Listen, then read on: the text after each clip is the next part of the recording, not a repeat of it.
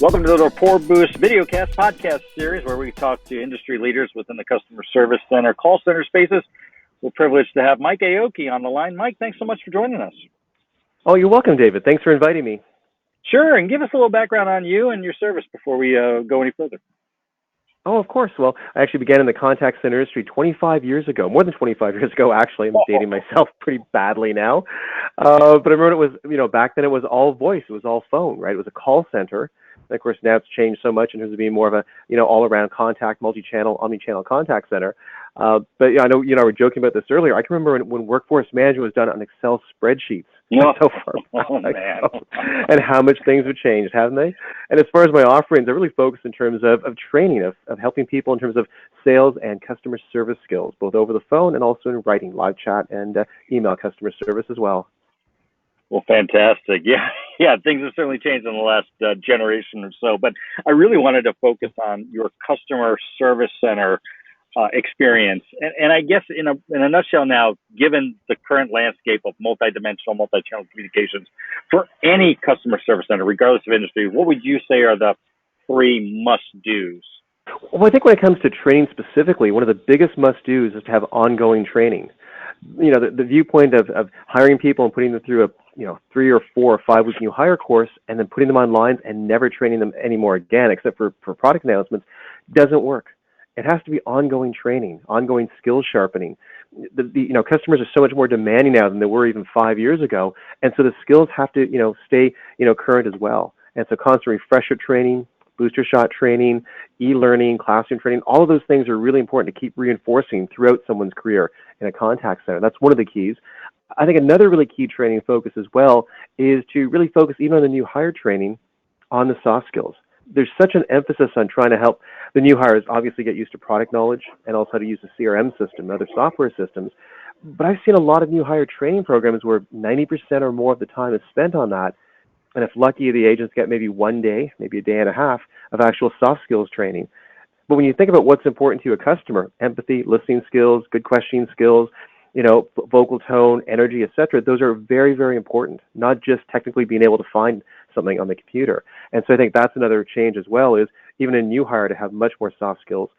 And definitely overall for the entire contact center, in terms of really being focused upon ongoing product knowledge training as well. So I mentioned soft skills, but also making sure that everybody on board knows how the product works, how the software and systems and support works, and also in terms of keeping them current on any new announcements as well for policy and procedure changes. You don't want to have discrepancies in terms of what different agents are saying in terms of policy based upon when they were trained in the previous months or previous years as well. So those are probably the top three in terms of training. So really, and I appreciate I appreciate that perspective. I guess maybe the flip side of that is companies need to really budget accordingly then, just given the demands of customer service centers now and the need for training. It could be a penny wise, pound foolish kind of scenario. Oh, yes, definitely. You're right about that. You want to invest in your people because they're your greatest strength. They're the people that are actually communicating with your customers. No, appreciate that. Okay, so you kind of answered the second question probably by answering the first one, but concurrently, what are the three never do's that any customer service center should be mindful of? Well, I guess I mentioned three that are different from training in terms of that. One of them is really not giving perspective. I find that working in a contact center in many cases can be very insular. All you hear from your customers that are really upset about things, and you miss the fact that 80 to 90% of customers in any company typically never contact you. They're happy in a given year, right? Whereas if you look at 100% of the calls or emails that come in or live chats that come into a contact center are typically their questions or complaints.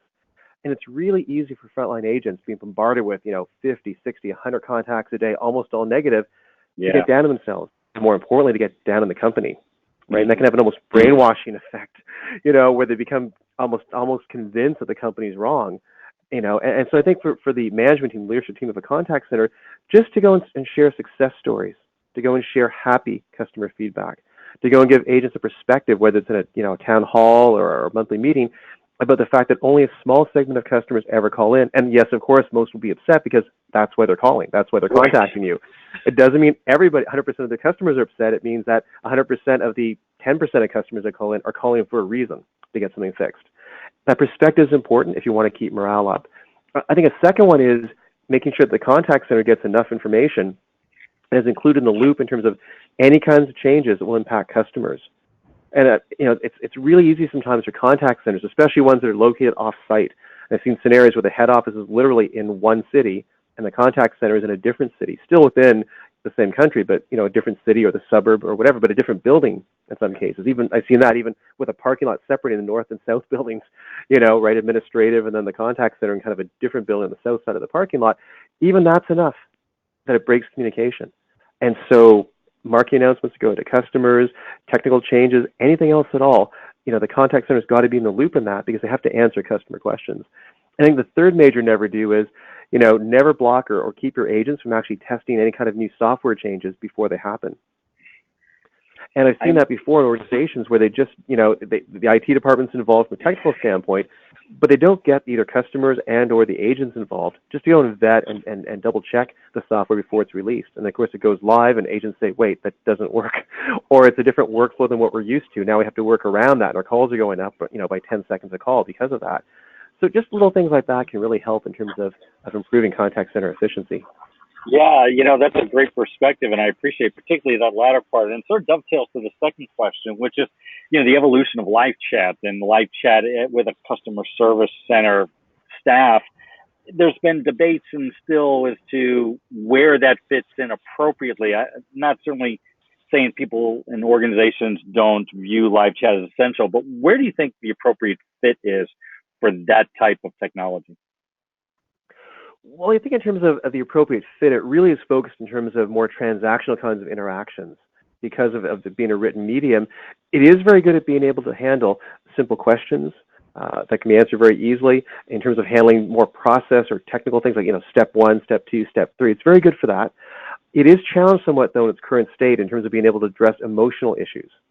Because in that case, then, especially with customers that can't articulate, can't type in exactly what they need done, it can get very challenging in terms of a live chat agent being able to help them. And so I think that's one of the challenges when it comes to looking at live chat is the emotional component or very complex issues. In both cases, it might be better off to go and steer the actual customer over to a live phone call instead. And so that takes place as well. But having said that, live chat is extremely important. Written communication, written customer service is going to account for probably 50% or more of all contacts over the next, actually even as early as this year, some studies are saying, in terms of doing this, and certainly the next few years, written communication will probably overshadow voice as far as being the premium channel that customers use to contact. And customers love the convenience. They love being on a website, having a box pop up, and then be able to chat or ask a quick question on something on the site itself. So it's a very useful tool to have. So, I think then the next question I was going to ask you, as we talked about earlier, about sort of what are the tips and tricks to implement that. You gave some examples about its utilization. So maybe a better question to ask is, how does an organization operationalize, live chat within an organization? How do they integrate that with the other disciplines that, while maybe eventually less of the dominant method, still important? How does that all get put together in a cohesive package?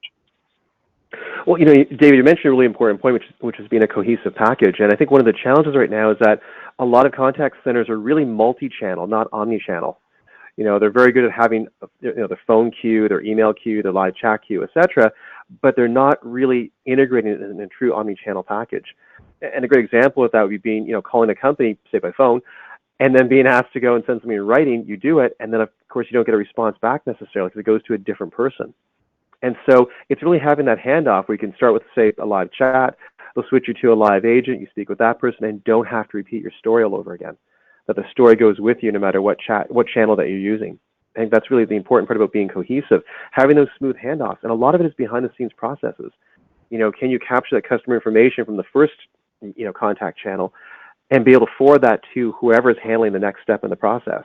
And can they then take that information and build on it through whatever channel to use in the second time around and the third time around, etc.? So it actually is seamless. And I'll give you an example. I actually called one company, so started with phone. It turned into chat in terms of where I was located, then became a phone call again, then became chat again, then became a face-to-face conversation when they actually sent the service person out. So 5 different contacts. I will say 3 of them were excellently done. One was so-so, and one was very poor. And of course, the customer, guess which one stood out in my mind? Right, the poor one. Right? Yeah. Exactly, because an omni-channel, the thing about omni-channel is a chain is only as strong as its weakest link. And what do customers remember? The weakest link. And so the challenges of handing off from one channel to another, the glitches that take place, sometimes inconsistencies in training, even policy sometimes, between the live chat agents and the phone agents, that kind of thing, or between the people in the field that do face-to-face follow-up or service techs. Those things stand out in customers' minds. So consistency and handoffs are probably the two biggest challenges when it comes to implementing live chat. We're talking with Mike Aoki on the Report Boost podcast. Mike, I wanted to ask you about when you implement live chat, whether current chat agents who may be used to and trained in the art of voice, conversations and things like that, if you can put them essentially or transfer them over to a live chat discipline, with relative ease. Maybe the side question is what needs to happen in order to get them up to speed? Well, that's a great question, David, as well, because one of the things that most contact centers automatically do is, as soon as they develop live chat, is they'll actually hire or transfer phone agents, voice agents, over to the live chat queue. And that's actually one of the biggest mistakes you can make, surprisingly, when it comes to implementing live chat, because the tools and skills that you need to be a great live chat agent, reading skills, writing skills, are very different than what phone agents typically excel at, which is their own phone voice, of course, and also being able to actively listen over the phone. And so what happens typically is we'll take phone agents, put them in live chat, and they struggle with it. And in some cases are even unhappy with it because it's different. And I'll give you an example. For a phone agent, when I was training, actually just a couple of weeks ago, training a group of people on written customer service, and they were phone agents. And they did say they were really challenged because they're so used to using their warmth of their phone voice, the warmth in their voice and the way that they sound, the smile in their voice, etc., that when they wrote in a very dry, very technical style. And it's interesting because if you were to read one of their live chats, you'd think, wow, this must be the most, boring, unfriendly, dour person in the world. And then you talk to them and they're so lively and friendly. And the reason why is because they're forgetting. They have to, and I always say this in my training courses, you have to write the warmth into your live chat. You can't count on a warm vocal tone or a smile on your voice. You have to write it in. You have to actually put the warmth in your writing. Use words and phrases that convey warmth and empathy. You can't count on your phone voice anymore. And I find that when you take agents directly, off the street and into live chat, you can train them that way. When you train voice agents to come over, you have to really emphasize those missing pieces. And they're huge aha moments, when you train a group of phone agents on live chat, because oh yeah, I have to make sure I type in a phrase that does that. I can't count on my warm phone voice to convey that, etc. And the other one is reading skills. And again, it's a challenge because not everybody is great at both reading and also listening to get information. And so again, it's really training them in how to read properly. So, it can be done, and voice agents typically will have an advantage in the sense they've probably been with the company for a long period of time, know the products backwards and forwards, know the systems backwards and forwards, etc. So it's a much, less learning curve than hiring people off the street to be in live chat. But there are some traps that you have to watch out for when you're training them. The whole thing about this is it's almost like, taking a great athlete and trying to have them play different sports. You can have somebody who's got terrific athletic ability, size, speed, strength, quickness, etc. They might be wonderful at basketball, an all-star. And then you ask them to play hockey. Totally different sport, different techniques, right? It's completely different. Same thing when you take a voice rep, okay, great personality and terrific technical knowledge, etc., and put them in a live chat. It's a whole different ballgame now. They've got to type it in. They've got to read it from the customer. That's a very different skill set again. Mike, this has been fantastic. What a great analogy to end up on. You've been so kind with your time. Thanks for joining us. Oh, you're very welcome, David. Again, thanks for inviting me. You bet. And thanks to the listeners. Be tuned for the next Report Boost podcast series. Until then, take care.